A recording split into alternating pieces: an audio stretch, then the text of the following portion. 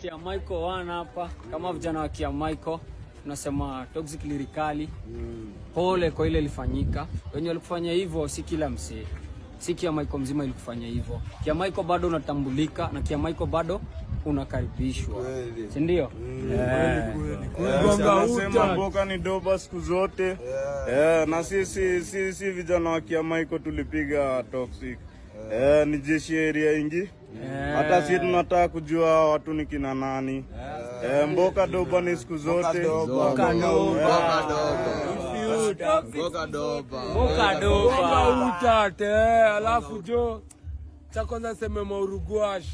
Hatujataja Mauruguash hiza tumekuwa tukitaja toxic, lakini tukitaja toxic pia ni kapia huko kwa mix. Kwa hivyo si nasema si kama wana London boys. Tulisema Kia Michael ni London. Kia Michael